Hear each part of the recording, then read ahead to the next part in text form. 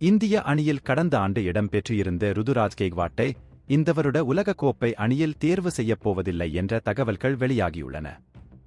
என்ன காரணம் வாங்க பார்க்கலாம். ஐபிஎல் தொடர் முடிந்தவுடன் 2024ஆம் ஆண்டு T20 உலகக்கோப்பை தொடர் நடைபெறவுள்ளது.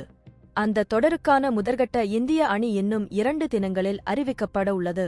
உலகக்கோப்பை தொடருக்கு 15 வீரர்களை மட்டுமே அறிவிக்க முடியும் என்பதால் யார் யாரை இந்திய அணியில் தேர்வு செய்வது என்பதில் பெரும் குழப்பம் நிலவி வருகிறது.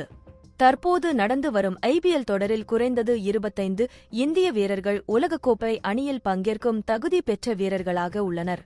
அதிலும் 2 துவக்க வீரர்கள் மற்றும் 1 மாற்று துவக்க வீரரை மட்டுமே இந்திய அணியில் தேர்வு செய்ய முடியும் என்ற நிலையில் ரோஹித் சர்மா, யசஸ்வி ஜெய்ஸ்வால், சுப்மன் கில், விராட் கோலி, ருதுராஜ் கெய்க்வாட், அபிஷேக் சர்மா என 6 வீரர்கள் இடையே போட்டி நிலவுகிறது.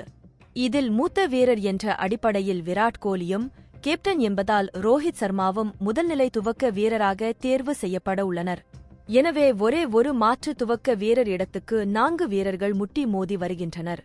இவர்களில் சுப்மன் கில் 3ஆம் வரிசையில் பேட்டிங் செய்வார் என்பதால் அவரை அணியில் சேர்க்க உள்ளதாக கூறப்படுகிறது. சுப்மன் கில் தேர்வு செய்யப்படவில்லை என்றால் ஜெய்ஸ்வால் அணியில் தேர்வு செய்யப்படுவார் என கூறப்படுகிறது.